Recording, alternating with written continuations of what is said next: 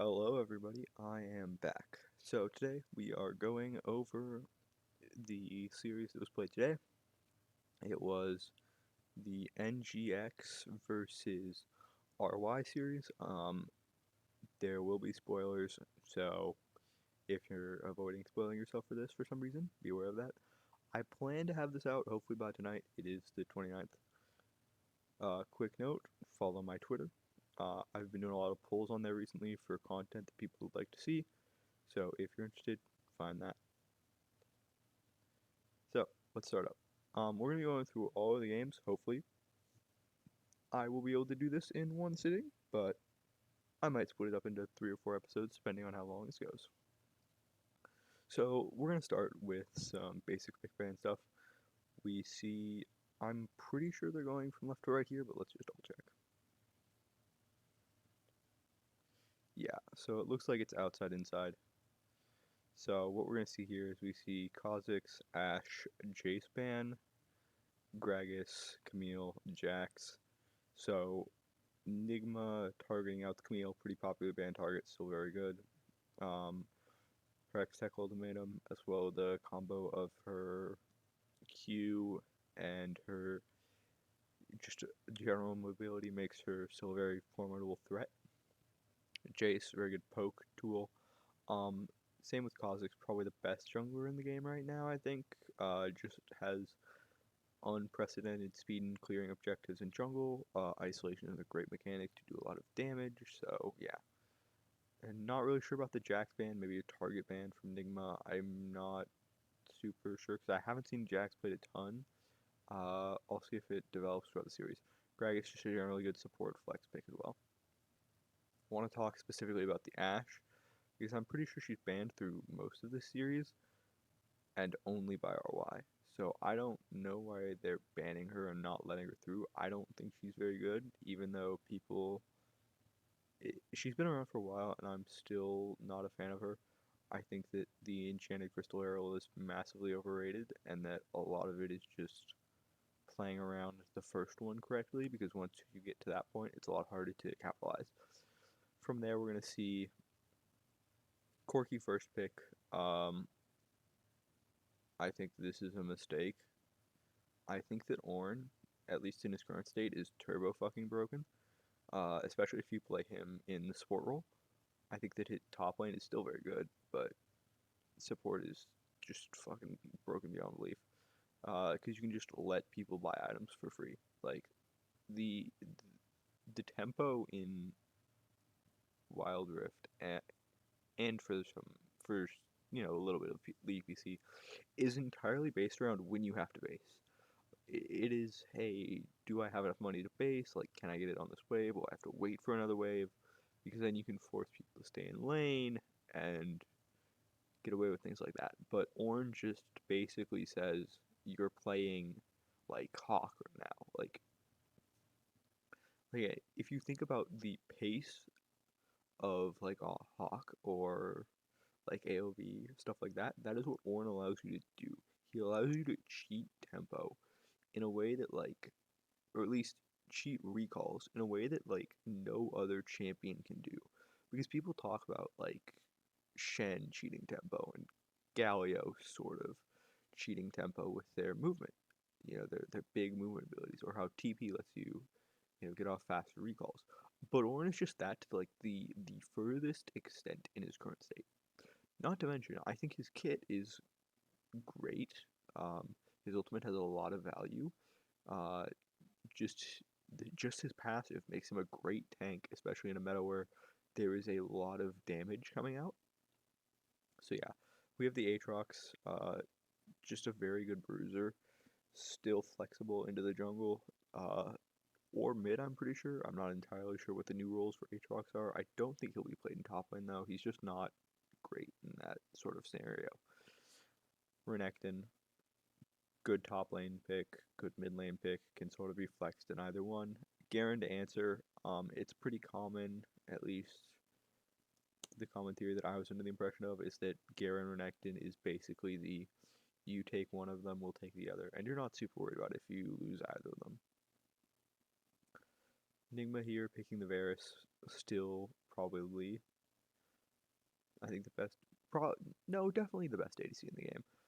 You also have, your mage options like the Ziggs here, but I think that you'd rather have the Varus for the flexibility. You have a lot of CC in his kit, specifically with his ultimate, and then the ability to just do a lot of poke damage is always nice, especially because you can go AP or 80 on hit. So you're going to see Nigma targeting out the support pool, which makes sense because Corki is both a mid-bot flex, so trying to target out either of those roles really kind of leaves you vulnerable to Corki being flexed, and you can't really cover both of them effectively here. The Yumi, RY going for jungle, I think jungle is fine, but it still feels like there's a lot of picks up, like Jin Zhao, you've Camille is banned, but like there's a lot of jungle picks still up, and I don't think that you can really squeeze out Joshi because he has shown his willingness to play things that are not conventional junglers, like the Morgana back when it was really popular in 3.3. So I don't think that's a very good squeeze there. And like Lee Sin Bai, you leave up Yone, you leave up Jinzhao, who was my first thought against the Corki, but I think the Yone here makes sense, and because it is another one of those multi-role flexes where it can go mid, it can go jungle. You could also send it top, but that's not very popular at least. Um, so we're looking at then RY taking the Lux. Still a fine APC. I'm not a huge fan of Lux, especially when you have the Ziggs on the board. I just think that it's kind of a bad pick when you have Ziggs on the board because Ziggs or I think Karma is just better because you can go more because Lux you really have a standard build that you're sort of locked into. You can't really do a lot of variations if that makes sense. Like Lux sort of has to go the Ludens into either Infinity Orb or Rabadon's Death Cap.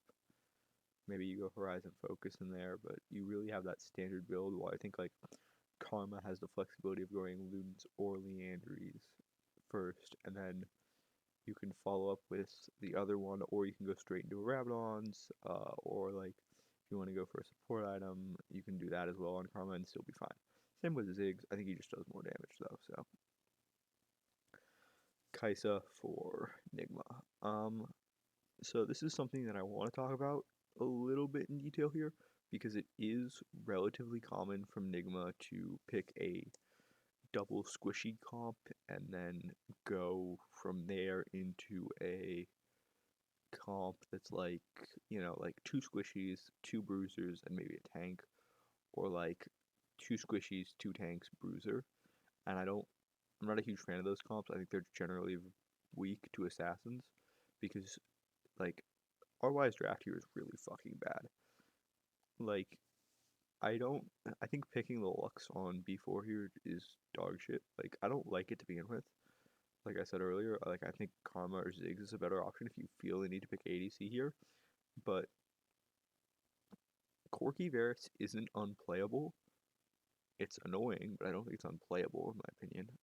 And then if you pick like the Zed, the Akali, you're still having a fine time and you have the lockout against, you have mobility to deal with the Yone, with the Zed, the Akali, and you can more effectively deal with the Varus. Because right now you have a lot of frontline. You've got the Garen, the Aatrox, the Set, who probably won't all three die.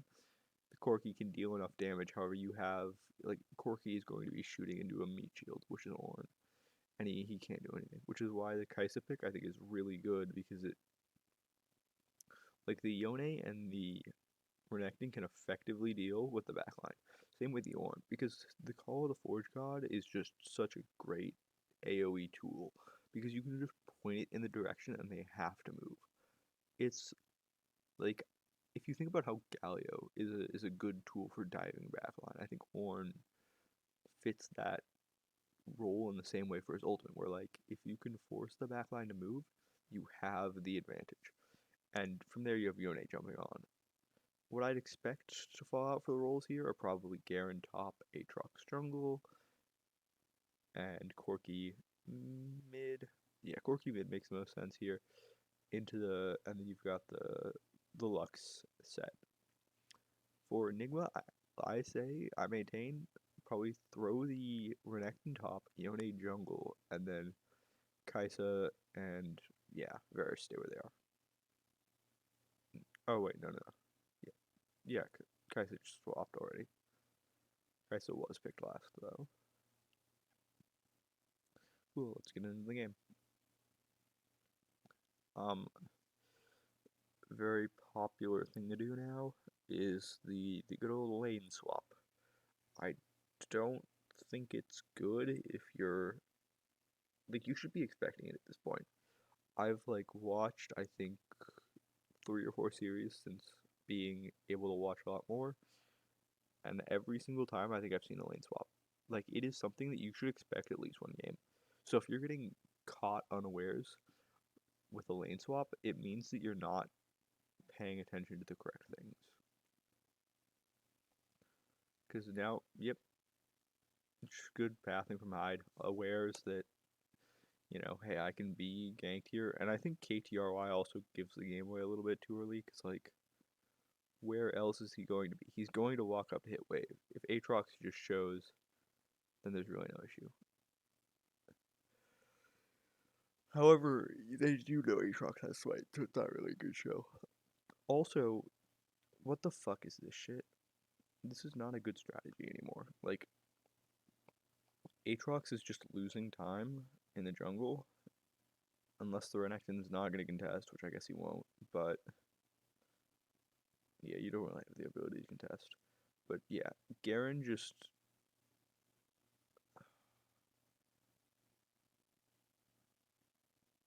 Yeah, so this is why I...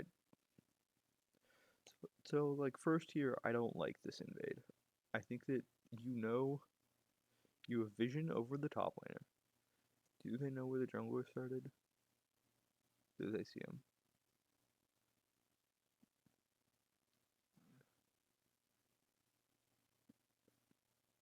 I'm trying to see if they saw him. Because it doesn't look like they see him.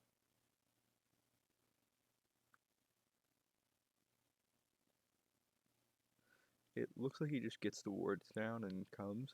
So you don't know where the jungler is. You know that they have vision on you. And you know that there is no one bot lane. Like, there is no one watching bot lane right now. So, Varus is getting free plates.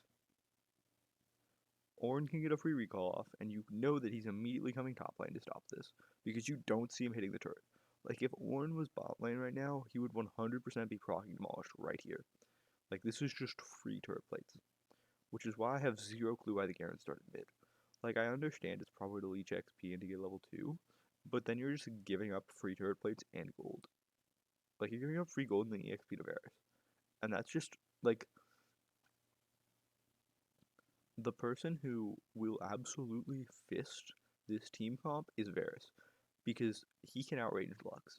Lux cannot play into the Varus if the Varus has the ability to one-shot her, which he will. Like, Corki Varus is fine, I think, because Corki has mobility to be like, oh yeah, the moment you release the arrow is like an on reaction trying to Valkyrie away. But the Lux doesn't have any of that, and so she is actually just turbo owned if the Varus gets ahead.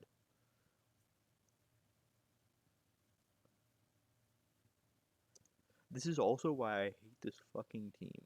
I want to make it clear here. I am an RY hater, and I will continue to be an RY hater until this team fixes their play. They get away with so much shit because they just have like mechanics and hands. I'm pretty sure. No offense, these guys are very good at the game. However, just the way they play makes me angry because it is what you are sacrificing here is you're not sacrificing anything. Like you're not like, oh, what is the point of this invade? You want to choke Ione off before he gets what, level 2? And so you're assuming he starts blue side when he can very easily start Raptors because of how his level 1 clear is. So the Ornn is immediately coming back. He is an EXP lead. Hyde has level 2, and Joshi has an EXP lead because you're all leeching, and then Aaron has a faster route, right? Because they both cleared about the same time, from what I can tell. Oh no, Kaisa clears way behind, and look at where Corki is. right? Corky doesn't take the route in. He backs off because Kaisa gets a very fast clear with level 1 with her Q. And now look at where the fuck they are.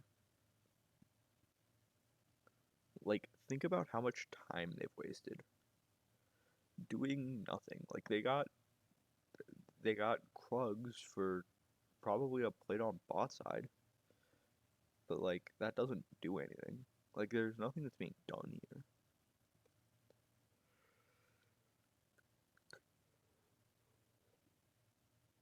That's a bad trade from Aaron, but like okay, cool.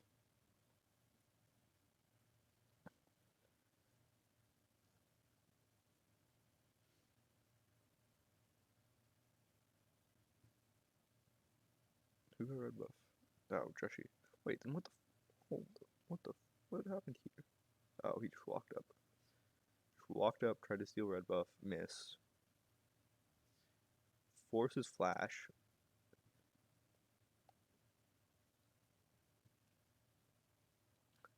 Yeah, what a fucking awful play. Like, in what world is this okay? Because you see them right there. You know that these two are right here. You know that he is right here. You have vision on him. You can see him on this board. In what world is it okay to go in here and just say, fuck it, we ball?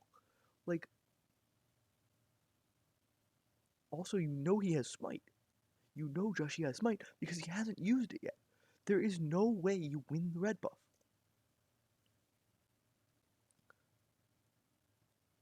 And then this is just bad pathing. Like, you just have to be aware that the Ornn can flash you here. Because you just have to path, like, right here. And just, like, take the time to be, you can't even do that, though. Like, you have put yourself into a situation where you are going to get killed. Because if you path here, right, like, if you take the path that is, because he basically takes the fastest route, where he's like, I'm going to flash, even then, this isn't a good flash. He just has to. Like, he puts himself into an unwinnable situation because you have to flash here, right? You have to flash here because otherwise you're getting hit by the Yone, and then you need to move out of the way. Like you need to go just further this direction because his excuse me his issue is that he paths right here instead of trying to go away. Even then, I think he still gets hit if he tries to move further away. Like he has just put himself into an unwinnable situation.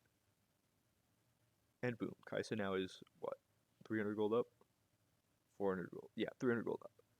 Like you just gave Kaisa a free kill. Not to mention, they can just walk into your blue and grab it. He has cleared 0 his own jungle, and they know that. They know that for a fact.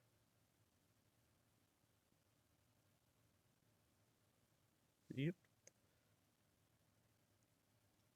Other than that, what? Hello? Did did they not see them walk into the jungle? Oh, they waited. Oh no, they immediately ran into jungle. They just didn't have vision. So yeah, that's a sorry. Like just a bad decision. I'm also not sure why he's walking around it this way. Like I don't know why Nomo's walking around this way when you know they have control of this river and your jungler is not alive. It's not bad, like it's just a forced flash and it's pretty early so it's fine. But it's just like not great decision making. In the meantime, let's look at how Garen's doing. Oh yeah, he's like 5 plates down. Like he's like 3 plates. Oh, so they're just letting Ornn do his thing. Yeah, this game is over.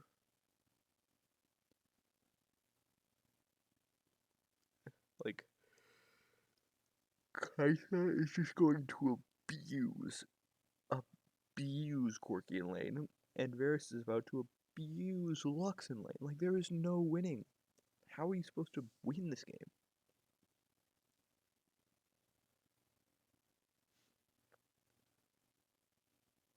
Garen and Renekton are even, which is fine, I guess. That's at least one positive thing. But you're 1,000 gold down at 3 minutes. Like this looks like a ranked game.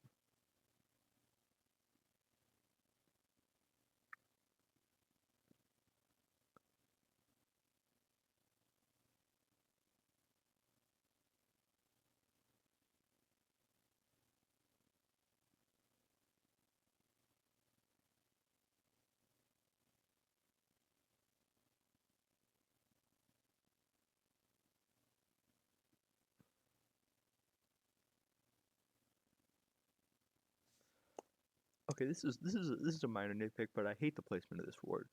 This is doing nothing for you. What you need to do is you need to push out wave, and you have this ward in a minion. Like this ward is fuck.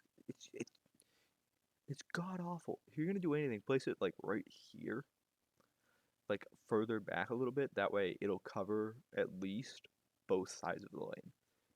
Because like right now it's covering more of this side than it is that side, and I think that that allows people to get around here. I'm not. It doesn't look like it actually. Never mind. But this is just like, why place a ward here? Why waste the time to place a ward here when you can just push the minions out instead?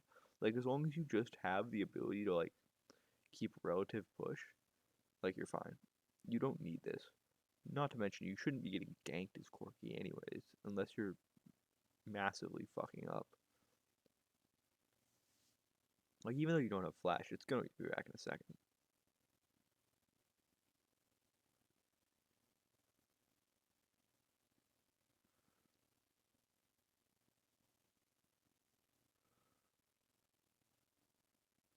I love just I, I just this is just so funny to me. Like what in the world is Doe doing here? Like why is he here? What does this do? Like like what does this do? Why is he here? What is this Lux about to do, right? She has wave pushed out. What is she gonna do? He's just gonna sit in bush. He's gonna sit in bush for when does this play start? I forgot there was even a okay. So Doe, he kills the monster at 230 or 250, 255. There are no camps up. He needs to go do some sort of gank. He shows on vision, which is the first like if you're attempting to gank, why are you showing on vision? Like you can see it right here that he has a route. I think this is Hyde's vision. And so I'm pretty sure he can sneak around this corner if he just waits for a few seconds. Or he can just do like the classic technique of hide in this bush, wait until this minion's killed, move to the next bush, wait until the two more minions are killed, and then move to the final bush. And then just wait until Renekton steps up. And like you can see right here, Hyde's backing up anyway, so he has plenty of like dark space here. But he just walks out, starts leeching gold in the XP, and like he's not even that far down. Which is the funniest part about this is that he's not that far down. Like he's only 200 down. There's no reason to be leeching EXP and gold here. Like he's only maybe a quarter of a level. He'll probably be down like a full level though once he clears it. That is a good point. He'll probably be down a full level once the full clear happens, but even then he's just sitting here. It's been it's been 30 full seconds. What did that push from Doe do? Like if you want to sound off in the comments, go ahead, but this did nothing. What it did was waste time for his jungle camps to come back up. But if you're going to be harassing people, you should always be harassing Kai'Sa or Varus. There is no reason to harass Thornectin, who is probably the only person that is not gankable. Like, not to mention what you show on Vision, your gank's dead anyways. They know you're coming. This isn't ranked where they won't, where like the support won't rotate. Draw is already on his way up here. The moment he sees this, he's calling, oh, like, I need help. Right here, he's calling, yeah. Yeah, because right here, he sees, he hits the recall timer of Ornn perfectly, which is great job, by the way. And then Ornn is immediately like, oh, I see the jungler here. I'm just gonna come shadow him, because my ADC just recalled, so he has purchase, he's fine.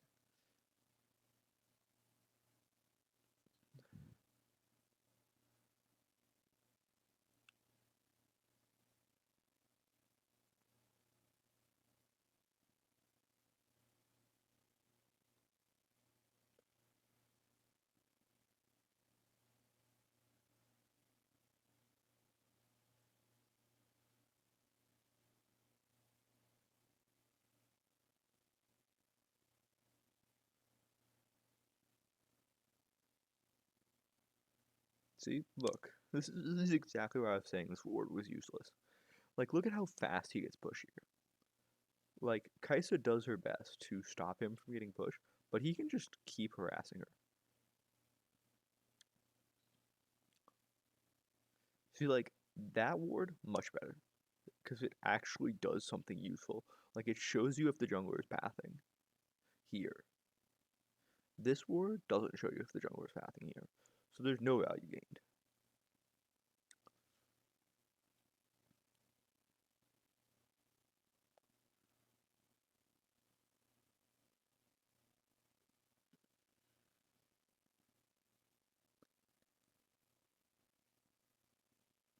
Anyways, package is up. Blue buff has respawn. I'm assuming he's probably...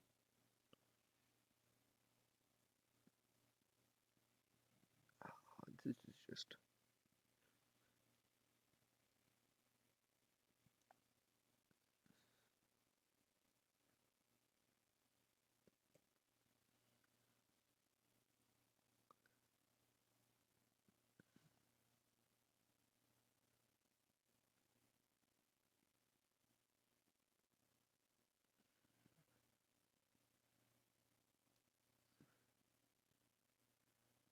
I just can't explain how much I hate this fucking pathing.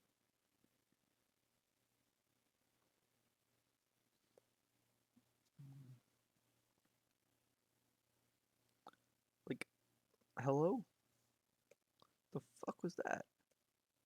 So first of all, I hate this fucking pathing. Like, if you know your blue buff's gonna respawn, blue buff is way fucking more worthwhile to grab, unless you're trying to hold it for some reason, because right now it's just sitting there. I suppose the argument is if he's going for Herald, he can recall and then go blue immediately into Herald. But if he doesn't go for Herald, that blue buff's gonna sit there for about 2 minutes and just do nothing. He does get the flash out of Aaron, and like once he's flash, you don't like they basically burn. It looks like he just gets hit with the chains, doesn't get the knockup, but there is a smite burn by I think Ratel. And so like once you get this and he's flash, you can't gank here. Because did they have any sort of vision on? Oh, they have vision on Ornn. They can actually they get that makes more sense. I was like, why the fuck did they try to pull it off? But there is a ward right here, so they have seen all 4 teammates. So they're like, okay, we can try to gank here, but even then, this is just a poorly executed attempt because like they just run in before the minions get there. Like it looks like they want to stop Aaron from grabbing the honey fruits, but you can't do that unless you have like your Q1, Q2 as Varus or as Aatrox. And so what you need to do is you just need to wait. You gotta wait here, force Aaron back, either kill him or take turret plates, or both. But now you're just 2 turret shots from Doe, and the gank attempt is dead with the wave coming in. Yeah,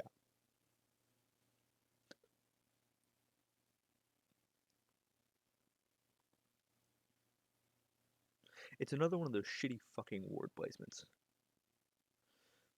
I'll put that down. Varus.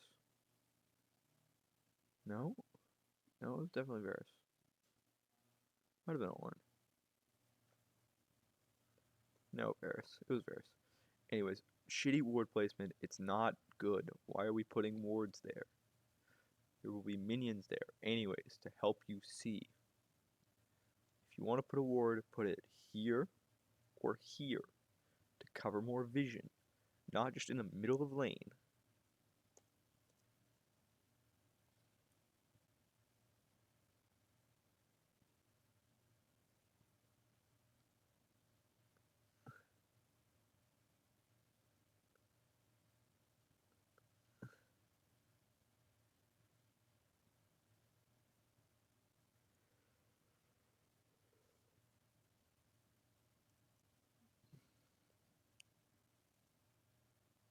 Infernal Herald.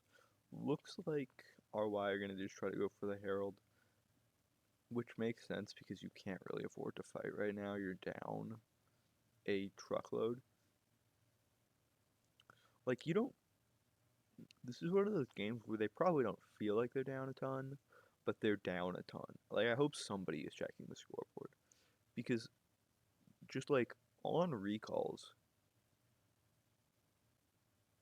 the the NGX team is going to be so much stronger.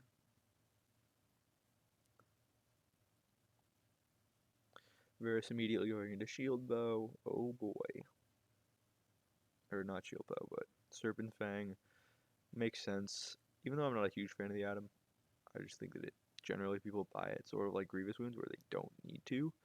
But I think it's not bad here because you got both Lux and Set who have a lot of shields.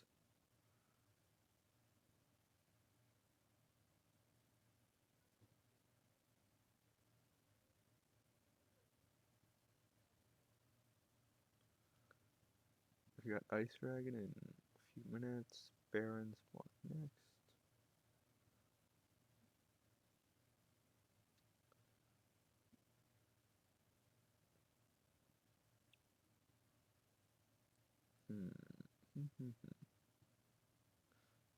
So it looks like they're going to try to use the Herald to capitalize on some turret plates before they poof. And they get all of them. Plus, this is an easy tower kill. You just kind of got to clear out these minions and then walk up and have either Doe or normal tank, and then just hit the turret once.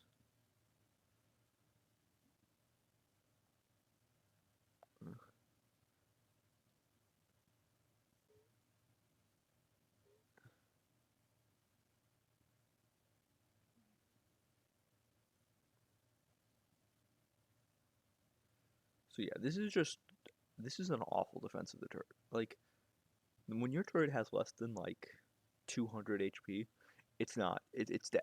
It's not worth defending because this is exactly what's going to happen every time. Right? You have this sort of like turrets don't die when they reach 0. They die when they reach a point where the enemy can kill them within a few hits and then immediately turn that attention onto you. Because like look at this, he just immediately boom boom stun, turret's gone, and suddenly that's 2 free kills right there because you're fighting a 3v2. After Lux ults across the map, you're probably about to hit a light binding onto Varus, and then Garen will come in from behind. They don't have vision on that. So he sees him. Does he not have flash, I guess? Or he just accept his death? Hold up. Does he... It looks like he has flash. I'm not sure why he didn't try to flash out there. Might just be one of those where he thought he was dead and so he accepted it, which is fair. I respect. There's something to be said about like trying to live. But on the other hand, if you know you're dead, don't waste your flash trying to live in a hopeless situation. Like if it's a 3v1 and you're not making it out, don't bother to flash if there's no like turrets around. Just take your effective death as it is and then eat it. Oh, he didn't even have a chance to flash. Yeah, he was dead. Just also really weird fucking positioning. Because you probably see the Lux like right about now. Unless that ward is just too far into the bush. And then again, I don't think you'd ever expect to lose the 1v1 against the Lux. You probably just didn't expect the Garen. That's not really a criticizable decision on my part, at least. I think that that's sort of a judgment call about whether you want to try to fight the Lux there or not.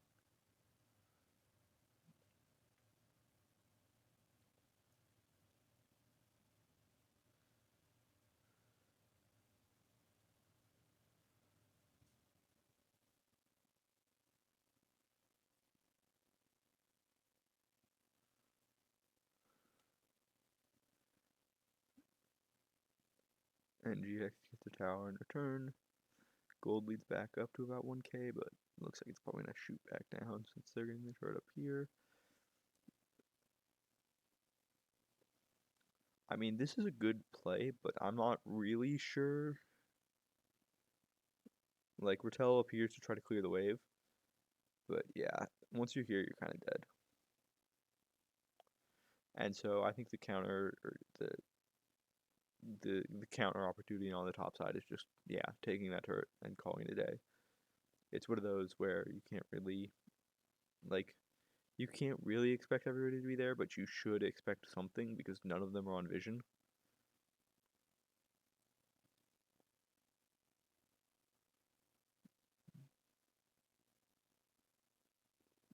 Then the minion. Yeah, good. If you have extra time on a turret, make sure you're denying as many minions as possible from the enemy team. Just good practice.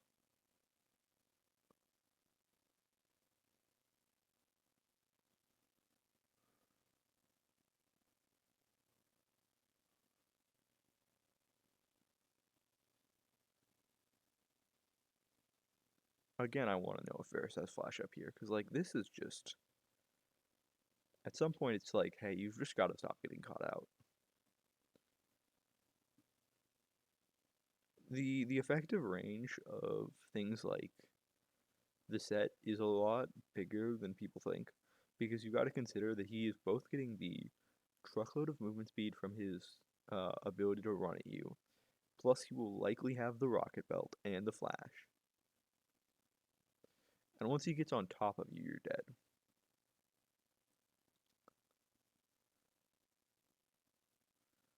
That said, good counter by Joshi and Draw specifically. I'm pretty sure they took advantage of the Ornal to use the setup here, because he detaches and then he immediately goes for it, because I'm pretty sure that's because of the vision the Ornal provided, which is really good. Might also be because of that ward, but I think that's barely inside of it if it is.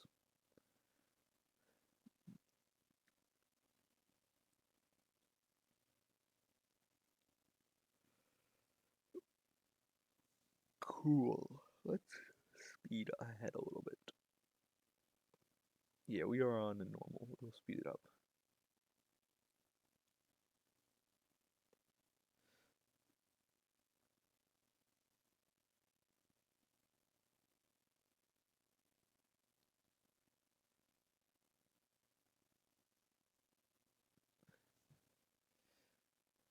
So this is the issue that I have with the double squishy comp, which is that you really don't have presence in side lane. Like, it's mitigated, especially in this game, because RY is also placing the double squishy comp. But like, if this Corki or if this Lux, right? Like, if they had made the Corki go ADC, and this Lux was something like a Zed, like I had suggested earlier, the Akali, there is no way that you can safely match up Kaisa against the Zed or the Akali, because the moment she tries to ult out, they can just chase her down immediately afterwards. So that's why I don't like the double squishy comp, and I think that both teams are getting away with the fact that there is a double squishy comp because they are opting into the mirror match. Where I don't think that oftentimes a lot of teams won't opt into the mirror match because that's just not the correct thing to do. Obviously, if your team's really good at, like, if you have somebody who's really good at facing the assassins, it's worth a shot. Like, I definitely think that both these teams have the ability to play it.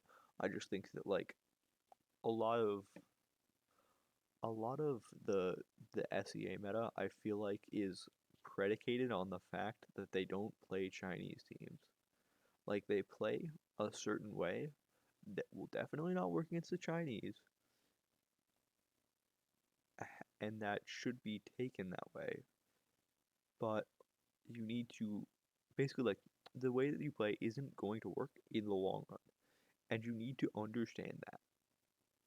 It's like C9 and NA for LCS, for all you LCS viewers. Like, the way that they play does not breed success at international competition. The way that you need to play to beat China is either be good at their meta or be good at the meta that counters theirs, the champs that counter there. And so it's like, I don't think either of these, like, I don't think this composition, I think this composition should get shit stomped. Like, if you have, like, even like, just imagine a top Chinese team playing this and run that sim in your head like 100 times. I don't feel confident in the statement that NGX would win more than 10 games on this comp. Like, that is my statement. Because I think they're getting a massive lead because RY have zero clue how to play the fucking game.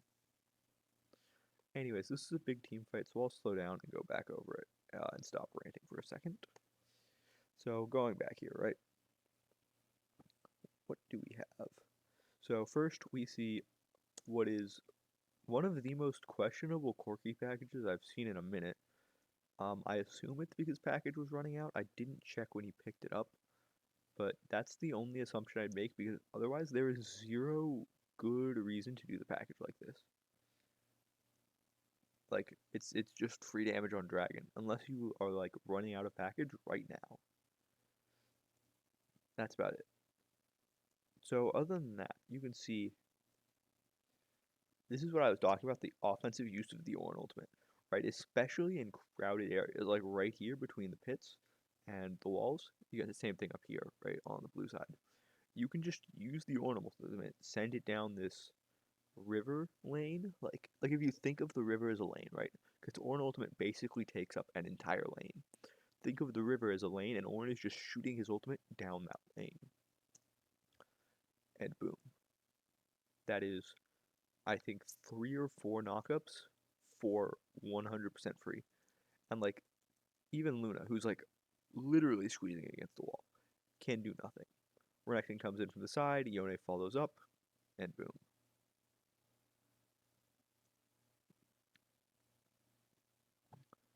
And now it's just cleanup duty.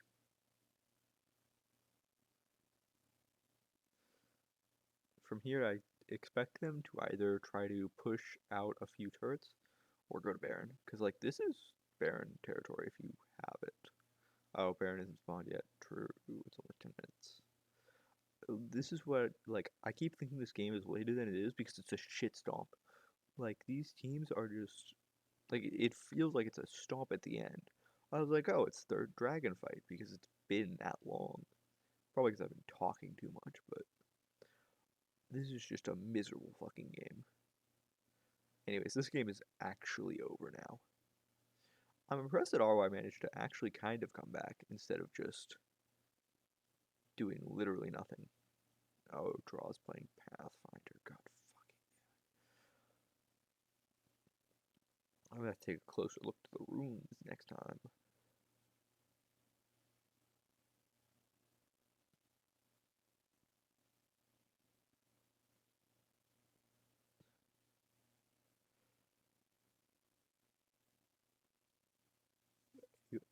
Double blue buff. I expect they'll just try to push out this, but they can't really. It's sort of reached the point where I think they're gonna have a bit of a hard time sieging, at least, unless they can do something like that, because the Lux is just beefy. Again, big weakness of the Yone is that CC, and so they're just taking advantage of that to kill him. I also think this was a bit hasty attempt. However, I respect this attempt, but I just think it was a little bit too much, especially when you don't have your first dash charge up. It's like, oh, okay. Like, if he has the extra range there, he definitely gets it, but I think without that, it's a little bit of a stretch. Especially since he's solo.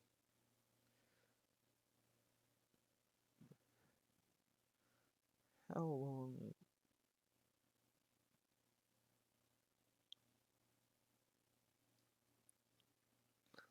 And so now they're going to try to take Baron.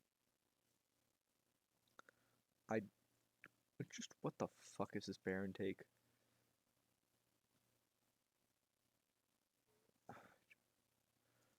What the fuck? I'm just, what the Okay, so first, I sort of understand the reasoning here, like Yone is dead for 15 seconds, but I think Corki is the only person on this team that really has the ability to do a lot of damage to Baron. Because otherwise, it's Aatrox who is mostly relying on his Q, Garen who is relying on his spin, and then Lux is relying on her big light ball. And that is literally it. Set does no damage to Baron.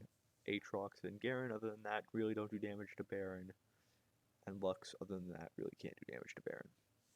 That said, because Orange decides to throw away his goddamn ultimate, I guess, I don't know why Draw decides to call and then walk this far away. Like I don't.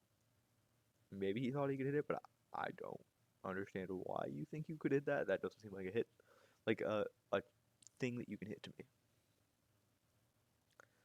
But then Yone is just gonna TP in, and boom, like you're back to a 5v4.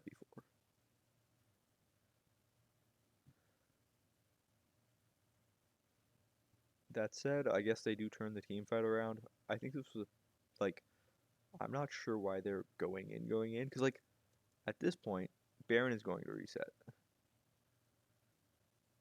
Like if I'm pretty sure if Hyde doesn't get ulted into the pit, the Baron resets like a second or two ago. Like you can just kind of chill. You don't need to go in this early. There's still 3k health. And so it just kind of gets into this weird situation where you're going into them, which is not really what you want to be doing here, at least without your Ornn ultimate and, your jungler being there. Because TPing in makes it a lot harder to get an effective moment in the fight.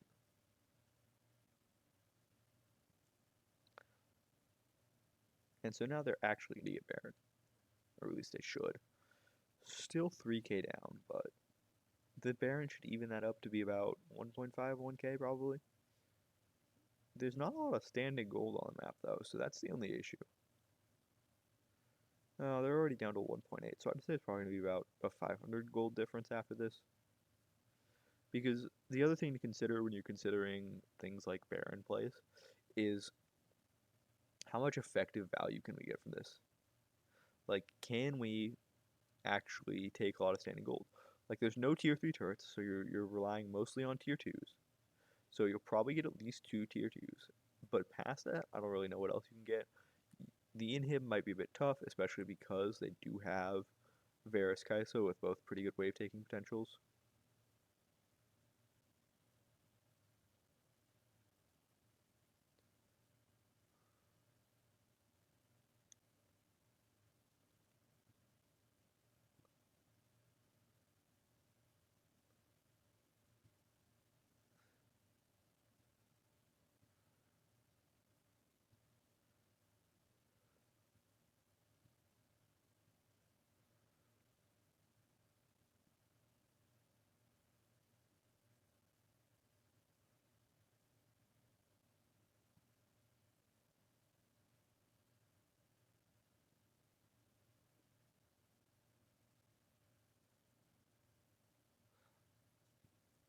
I don't like this Corki build. Even though like Viramana scales pretty well, I just think that like if you're gonna go an AP item, there's got to be a better way to do this. Like, because it's probably going into what Leandry's. Yeah, Leandry's the only thing that I think that builds into. Don't think it builds. It might be Riftmaker. I'm not sure. It might be Riftmaker actually. If it's Riftmaker, that makes a lot more sense. But I'm not a huge fan of like you're going mixed into 80 into AP when you already have an AP carry on your team versus going into like Essence Reaver crit. I think is a lot better here.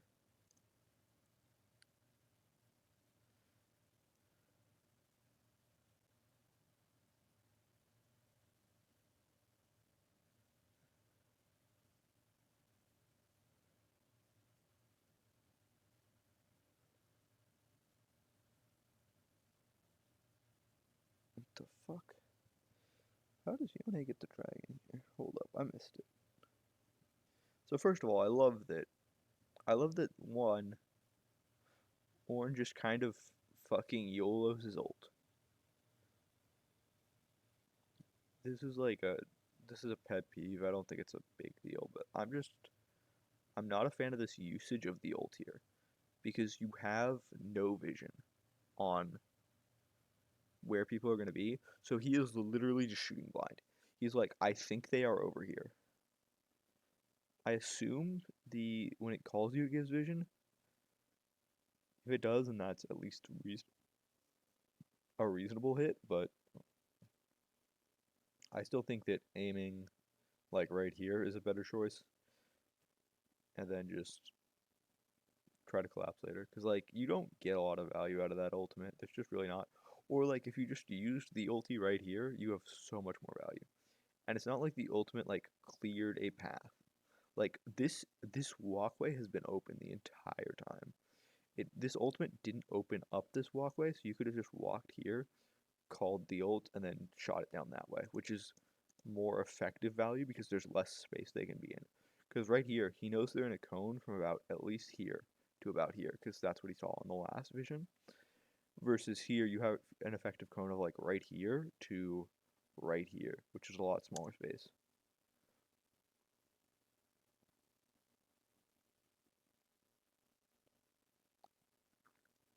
Other than that, yeah, just give him a few free knockups. Like, okay, we will all stand right next to walls. This is probably going to be one of those like things that we don't see after a while, like how when Comet first came, people were god awful at avoiding it, and then suddenly people figured out it was just a Zigzult and started to walk out. Like we'll probably see people starting to walk further away from walls once Ornn gets more play, but it's really like I've been playing a good amount of PC League. It's funny to just watch people stand next to walls and watch them get hit by Ornn. Other than that, I think that lets the Yone get the smite off. Doe looks like he could have gotten there. I think it was just a good smite by him. By him, I mean Jesse. And then they now have 3 dragons, so I'd say the game is fucking over. Yeah, this is a bad recall. I'm sorry. Like they are going to hunt here, and the moment you see that, you know they're like, oh, they're aware of this bush.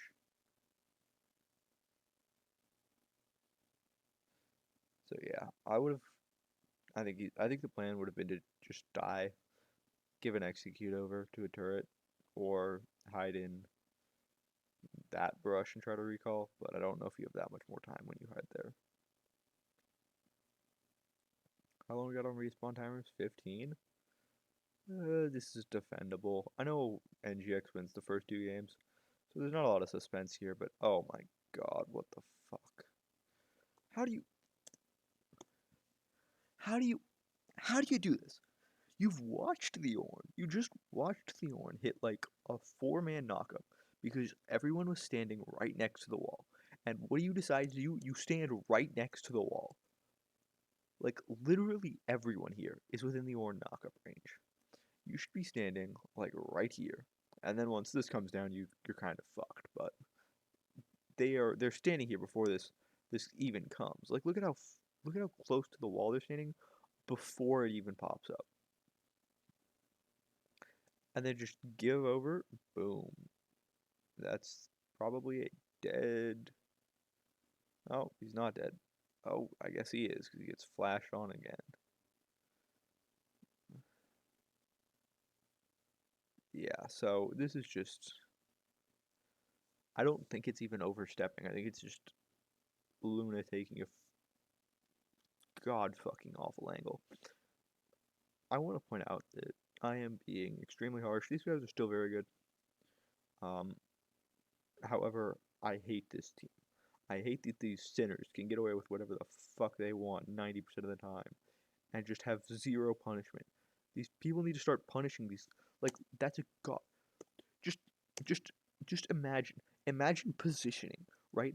Look at this positioning. What you're doing is you're letting the Ornn. You are giving the Ornn free access to your backline. Like this is not obviously a front to back because they're trying to get the objective. But at the same time, you don't get the objective without your main objective taker. Like, Garen does good amount of damage to turrets, I assume, actually. I don't think Set has Demolish, so he doesn't do shit. Set's useless here. Why is Set over here? What is this doing for his team? Why is he in this corner?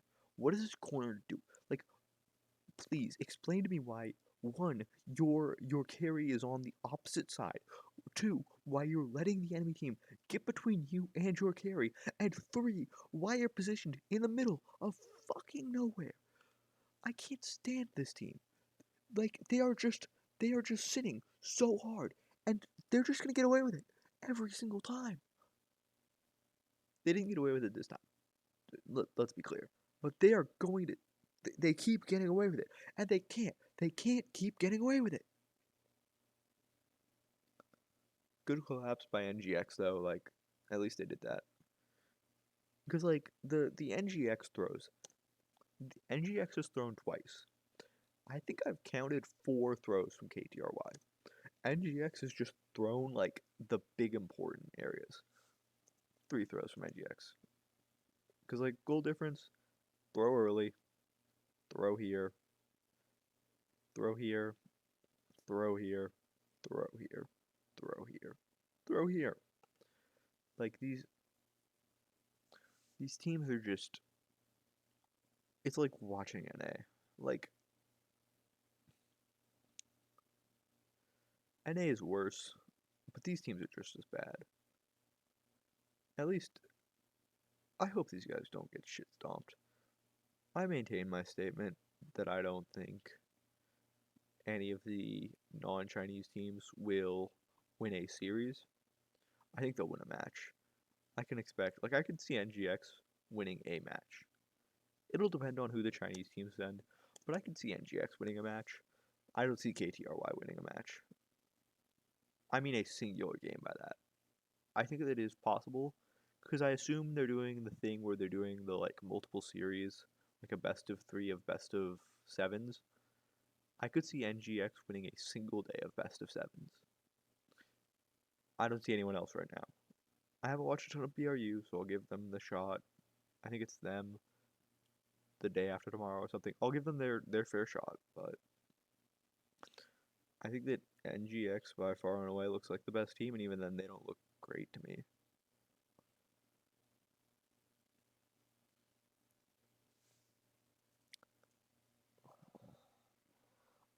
They can't keep doing it. Okay, here's what's gonna happen. Ornn, there are 2 worlds. Ornn is either gonna call his ult and then hit a massive like 4-person ult while Renekton gets a big flank off, or Ornn is going to walk up to them and then hit them all while they're standing close to the wall and Renekton's gonna get a big flank off.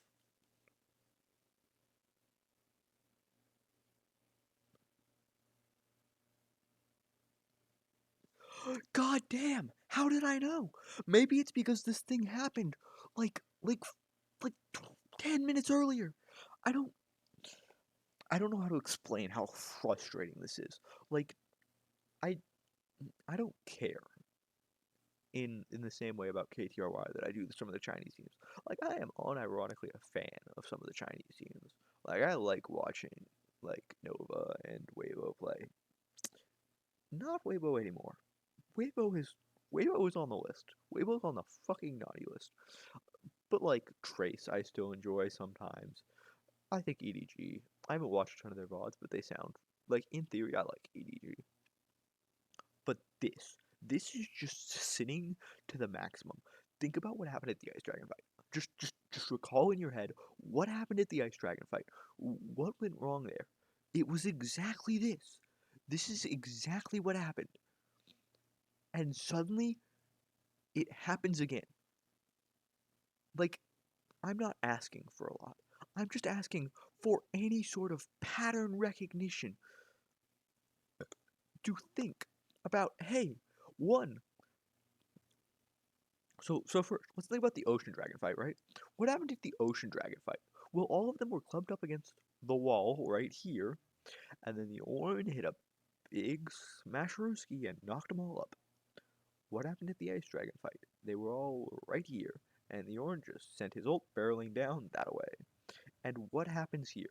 The Ornn just sends his ult. Like there is zero learning here. There's zero takeaways. They didn't understand why. Like they were like, oh, why did we lose the Ice Dragon fight? Why? And the answer obviously didn't occur to them that they all just got fucking knocked up. Anyways, game should be over. Cool. Where the fuck is it? This is way too far back.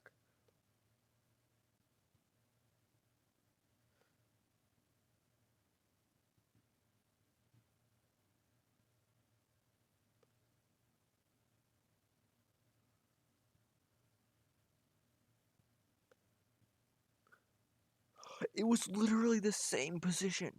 Like, just look at this, okay? Look at what happens here, and think about why. Like, look at the goal score. It is basically a 1K, 2K difference actually. 30. No, that's a 35, right? Oh no, that's 36. So it's basically a 1K difference. They went from 39 to 36, right there. And look at what happens and why they lose this fight, right? Oh, Renekton gets a massive flank off. Yone follows up while Ornn hits a big ultimate.